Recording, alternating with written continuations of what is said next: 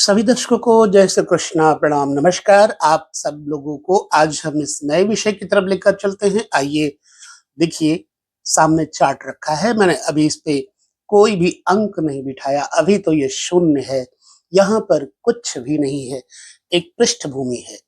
आज हम आपके साथ पंचम भाव को 12 घरों में लेकर चलेंगे और पंचम भाव के स्वामी को 12 घरों में देखेंगे क्या कुछ आपके जीवन में पंचमेश करेगा।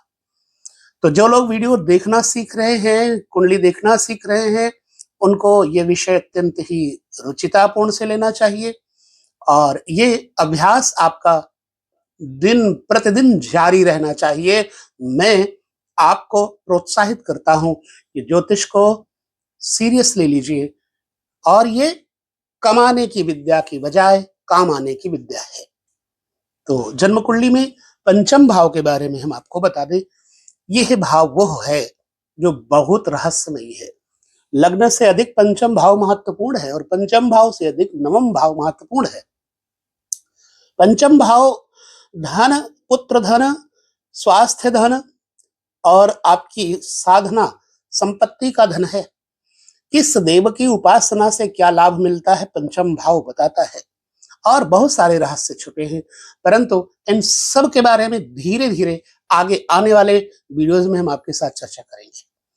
जैसे कि हम अभी पंचमेश की ही चर्चा करें तो ज्यादा अच्छा रहेगा। अब यहां हम कोई भी लग्न बिठा देंगे। मान लीजिए हम यहां पर काल पुरुष का लग्न बिठा देते हैं, एक माने मेष, यहां पर वृष, यहां पर मिथुन, यहां पर कर्क, ये सिंह, ये कन्या, ये तुला, वृश्चिक, लिखते नहीं बन रहा है, थोड़ा सा साइड में होने की वजह से, मकर और कुंभ तथा मीन। हम आपको बता दें, हर एक वीडियो में बताते हैं कि 12वां, छठा, 8वां घर बहुत अच्छा नहीं है। 12वें घर में, छठे घर में, 8वें घर में जब कोई शुभ ग्रह चले जाते हैं तो उन ग्रहों का जो प्रभाव होता है निस्तेज हो जाता है। वह लाभ की बजाय व्यक्ति को हानि देने लगते हैं। आदमी वही है, राजा अगर जंगल में गुम हो जाए और जंगली कबीले वाले उससे पूछे तुम कौन हो और वो बोले राजा हूं, नहीं मानेंगे। नौटंकी वाले हो यही कहेंगे। ठीक उसी भांति से शुभ ग्रह यहां जाने पर जंगली कबीले की तरह हो जाएंगे। एग्जाम्पल दिया है। तो पंचम भाव का स्वामी यहां पर हमने अभी तो सूर्य ही देखेंगे, लेकिन पंचम भाव का विशिष्ट कारक बृहस्पति होता है। बृहस्पति का होना यहां पर शुभ होगा, परंतु सूर्य भी यहां पर बल प्रदान करते हैं। कालपुरुष की कुंडली में पंचम भाव के स्वामी सूर्य ही है।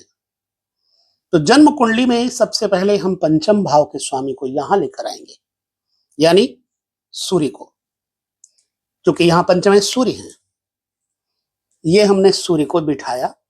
पंचमेश को अगर लग्न के अंतर्गत सूर्य का देखें तो लग्नगत जब पंचमेश होगा तो ऐसे व्यक्ति को संतान का सुख बहुत पूरा होगा।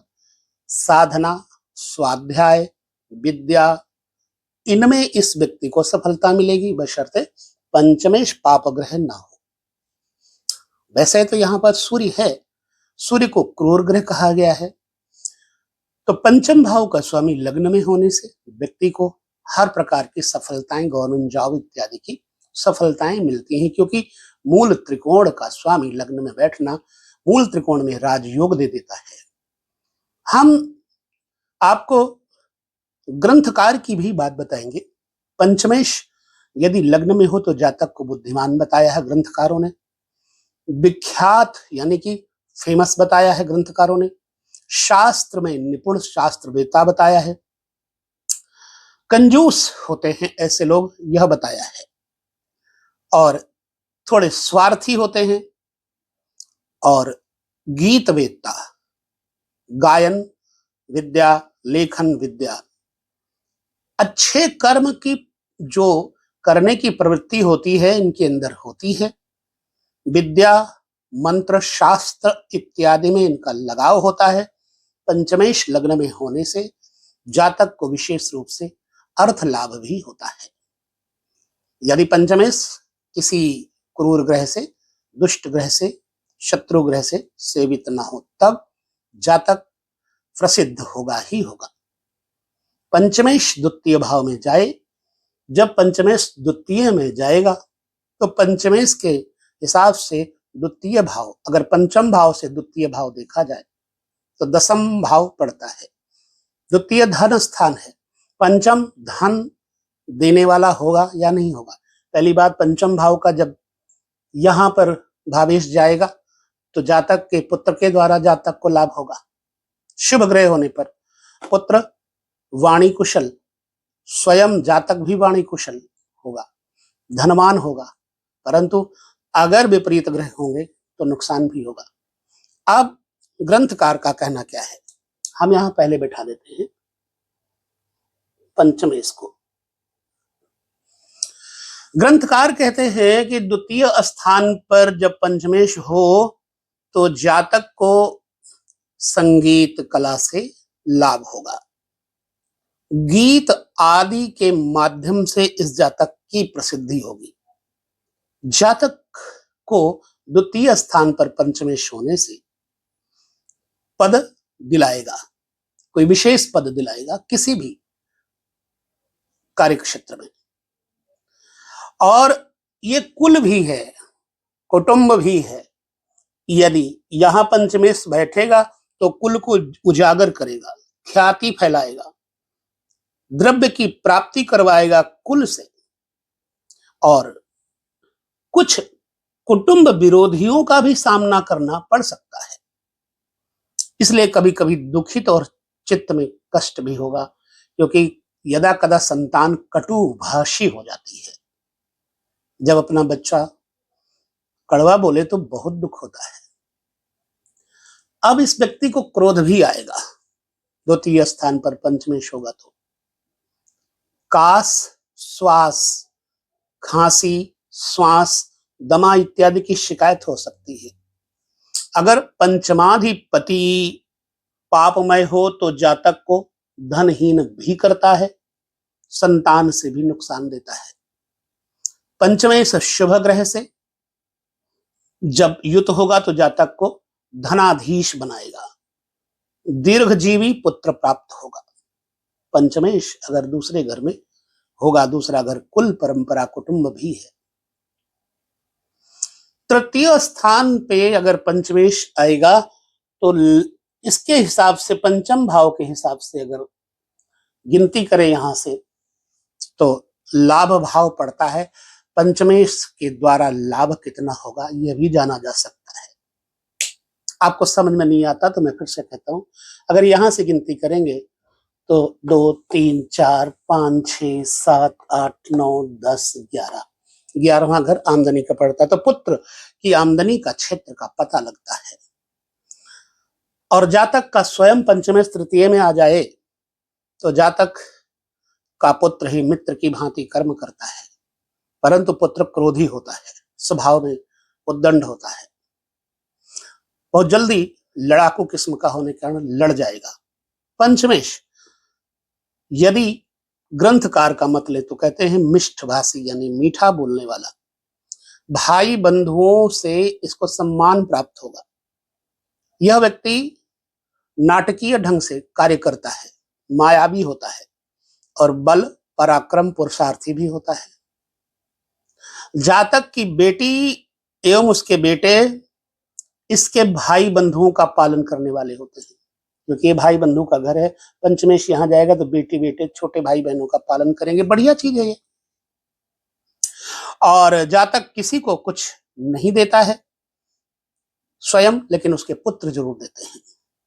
यदि पंचमेश शुभ ग्रह है, शुभ ग्रह से युक्त हो तो जातक द्रव्य यानी पैसे रुपये से मजबूत होगा, हर कार्य में सिद्धि प्राप्त करेगा, सुखी, शांत और विनम्र का स्वभाव होगा, विनम्रता का।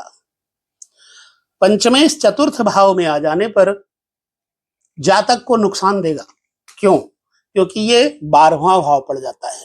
व्यय भाव पड़ जाता है। ऐसी अवस्था में पंचमेश जब चतुर्थ में आएगा तो पुत्र खर्चीला होगा। जातक स्वयं पैसा बचाएगा, माता से इसको कष्ट प्राप्त हो सकता है जातक को। अब ग्रंथकार का मत है कि चतुर्थ स्थानगत होने से जातक को सुबुद्धि प्राप्त होती है, घमंडी मानी होता है, वचन कुशल होता है, जो वचन दे देगा वो पूरा करेगा। इसलिए वचन देने वाला व्यक्ति विख्यात हो जाता है, फेमस हो जाता है।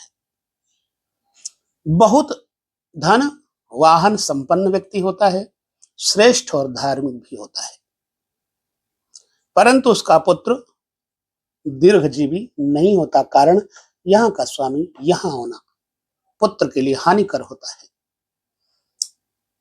जातक की कुंडली में पंचमेश पंचम में ही हो तो आई थिंक पंचमेश जब पंचम में होगा तो निश्चित बात है विद्या, धन, पद, गरिमा, राजभोग, सुख भोग इत्यादि देगा। और सबसे बड़ी बात, ससुराल पक्ष से भी इसको मान सम्मान यश की प्राप्ति होगी, संतान के सुख की भी प्राप्ति करवाएगा। और इस स्थान पे पंचमेश पंचम में रहने से जातक का पुत्र यदा कदा देखा जाए तो बहुत लंबी उम्र उसको प्राप्त नहीं होती।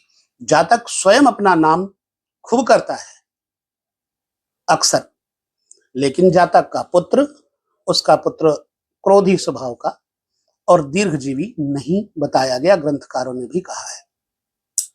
इसलिए पंचमेश जब पंचम में हो तो हो सकता है कि आपकी संतानें बहुत हो, लेकिन आपकी संतानें आने वाले कल में उनकी आयु को कम करता है पंचमेश। और कभी कभी माता पिता के साथ में ये विवाद भी कर लेता है संतान। पंचमेश छठे भाव में बैठना क्या अच्छा है? नहीं। जब पंचम भाव पुत्र भाव का स्वामी नीचे छठे में बैठेगा तो पुत्र को रोक देगा, पुत्र के द्वारा जातक को कष्ट होगा, पुत्र ही शत्रु हो जाता है, पुत्र ही पिता से लड़ाई मुकाबले में खड़े हो जाता है। कभी कभी तो इसकी जो ये विवादी की स्थिति है, कोर्ट कचहरी चली जाती है। पुनः शारीरिक स्वास्थ्य भी बिगड़ता है, उदर के रोग होंगे, पेट के रोग होंगे, जातक को कर्जा लेना पड़ेगा संतानों के पढ़ाई लिखाई के लिए। प्रैक्टिकली बात है ये, लेकिन संतानें इसकी नहीं होंगी।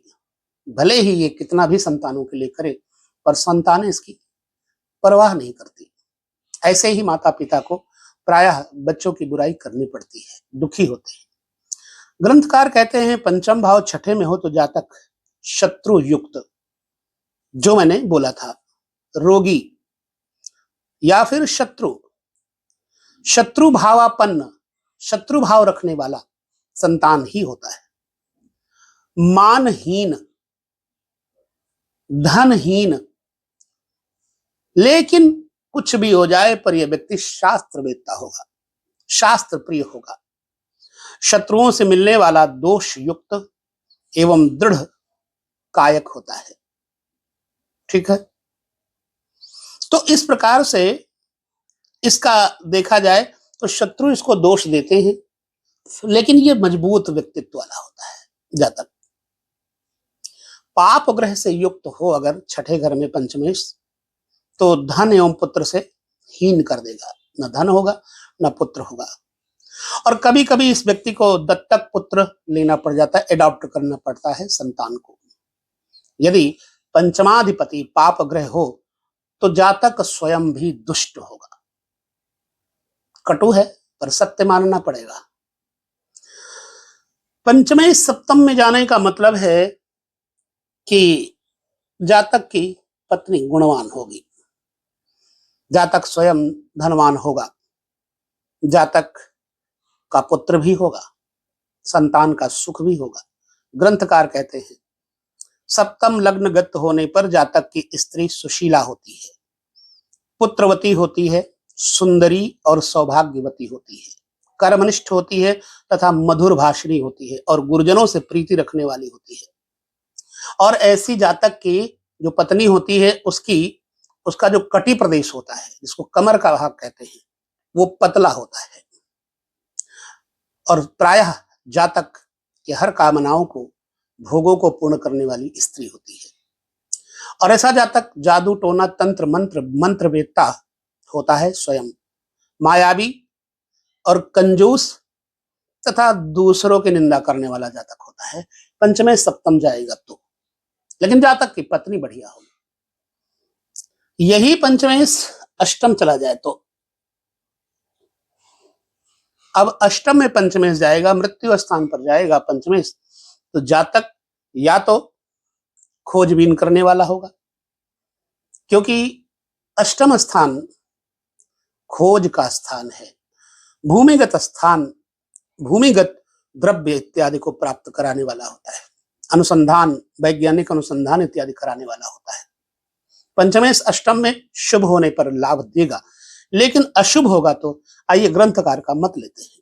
ग्रंथकार कहते हैं पंचमेश जब अष्टम स्थान होगा तो जातक संतानहीन होगा, स्त्री से भी दुखी होगा, स्त्री कटु शब्दों से आहत करती रहेगी जातक को, कटुभाषी और धनहीन, जातक स्वयं मूर्ख होता है, चंचल चपल और दुष्ट संतान एवं भाई और अंगहीन इसके होते हैं। संतान एवं भाई उनके कोई न कोई अंग कार्य नहीं कर सकते, संभवतः ऐसा प्रतिफल ग्रंथकारों ने कहा है। अब इसके बारे में आपका जो कहना अनुभव हो वो हमें जरूर बताइएगा। और मैं सभी ग्रंथों का मत नहीं लेता हूं, विशिष्ट ग्रंथों का ही मत लेता हूं। नारद आदि, जैमिनी आदि, पाराशर आदि के मतों से चलता हूं। मैं आपको बार बार इसीलिए कहता हूं कि हर वीडियो को जब देखोगे तो आपको कुछ नया बढ़िया मिलना शुरू हो जाएगा। अष्टम स्थानगत होने पर यह बताया, लेकिन नवम स्थान पर अगर यहाँ का स्वामी त्रिकोण का स्वामी त्रिकोण में जाएगा तो भाग्योदय करेगा। संतान की उत्पत्ति के बाद ऐसे व्यक्ति का भाग्योदय होता है। जातक स्वयं बुद्धिमान होगा, विद्वान होगा और अपने बड़े से कैसे बोला जाता है, नीतिवान होगा, राजनीति में सफल होगा। और यह व्यक्ति लेखन, अच्छी कविता लिखना, गीत लिखना, कवि, रसिक और राजा से यह व्यक्ति सत्कार प्राप्त करता है, मतलब गवर्नमेंट से। सुंदर तो होगा ही, नाट्य रसिक होगा, शास्त्र को जानने वाला और समाज में इसकी ख्याति, समाज के लोग इसकी इज्जत करते हैं। राजा से इसको वाहन आदि की प्राप्ति, मंत्री पद वगैरह मिल जाए तो क्या है, इसलिए राजा से वाहन आदि की प्राप्ति करने वाला। तो ग्रंथ का रचना करने वाला भी जातक होता है, कुलदीपक होता है और ख्यातिमान अथवा उसका पुत्र राजा के समान होता है। मतलब पुत्र का पुत्र भी होता है ख्यातिवान और पुत्र भी होता है ख्यातिवान। ये परंपरागत धन संपत्ति को बढ़ाकर राजमान में बनाएगा। पंचम भाव का स्वामी कर्म भाव में जाएगा तो जातक के पंचम भाव के हिसाब से कर्म भाव षष्ठ भाव पड़ता है। कभी कभी पिता के साथ मतभेद करवाता है पंचमेश, यदि दशम में होगा तो। लेकिन बिल्कुल ये जातक सत्कर्म करेगा और राज्य स्तर पर चला जाएगा, राज्य स्तर को पहुंचाएगा, मान सम्मान की वृद्धि होगी, थोड़ा घमंडी भी हो जाएगा। इस व्यक्ति को मां का सुख भी दिलाएगा पंचमे सद यहां आ जाए तो। ग्रंथकार कहते हैं कि राजा के समान संतान का सुख विशेष प्राप्त होता है। ऐसा व्यक्ति राजा का कामकाज यानी कि गवर्नमेंट से कोई संबंध हो करके उस क्षेत्र में राज कार्य में अपने कार्य को देने वाला और वनिता प्रिय मतलब पत्नी प्रिय, स्त्री प्रिय, ग्रंथ को रचने वाला भी ये जातक होता है और अपने कुल का दीपक बताया गया है। और रूपवान होने के कारण उसका पुत्र भी राजा के समान ही होता है और हर प्रकार से इस व्यक्ति को चारों तरफ से लाभ बताएगा। लेकिन पंचमेश शुभ हो दशम स्थान पर तो कोई दृष्टि पड़ गई पंचमेश पर दशम स्थान पर तो वो हो जाले की तरह व्यक्ति को उलझन में डाल देगी। एकादश स्थान पर पंचमेश हो, आमदनी का घर है, पंचम से सप्तम। ये बहू के बारे में बताता है। ऐसे जातक के बेटे की पत्नी बढ़िया होगी, आमदनी का जरिया बनाएगी, वो टीचर हो, जॉब करती हो या कहीं से द्रव्य अर्जन करने में सहयोग देगी बहू। ये मेरा मानना है। अब ग्रंथ क्या कहता है? जातक स्वयं बलवान और शूर होगा, निडर होगा, विद्वान होगा, धनवान होगा, पुत्रवान भी होगा, ग्रंथ रचयिता होगा, ग्रंथों से प्रेम करने वाला होगा और जनवल्लभ, जनता का पालन करने वाला होता है। सत्कर्म फल, अच्छे कर्म का फल का लालच जरूर रहता है व्यक्ति को और होना भी चाहिए। अपने कुल का दीपक एवं उसे नाना प्रकार से लाभ भी प्राप्त होता है। 11वें स्थान पर होने पर यह फल होगा, लेकिन 12वें स्थान को मैं फिर कहूंगा कि शुभ नहीं होता। पंचमें शुक्र हो तो बात अलग की है। पंचमें पाप ग्रह हो और द्वादश स्थान गत हो तो जातक सुतविहीन होता है, संतानहीन होता है। ग्रंथकार कहते हैं शुभ ग्रह होने से पुत्रवान होता है, परंतु जो सुत संताप से युक्त यानी पुत्र का दुख इसको सहन करना पड़ सकता है और परदेश में रहता है। पंचमेश के द्वादश स्थान में रहने से जातक कलाओं का जानने वाला भी होगा, लेकिन पंचमेश द्वादश स्थान में रहने से जातक अधिक से अधिक देखा गया है बहुत खर्चीला होता है। इस प्रकार से पंचमेश का 12 भाव तक जो मैंने आपके साथ यह फलादेश दिया, आपको कैसा लगा हमें जरूर बताएं। प्रयास करेंगे कि आपकी हर बात को आपके सामने रखें। हर वीडियो में तो नहीं, किसी वीडियो में आपके सबके नाम, आप सबकी बात जरूर करेंगे।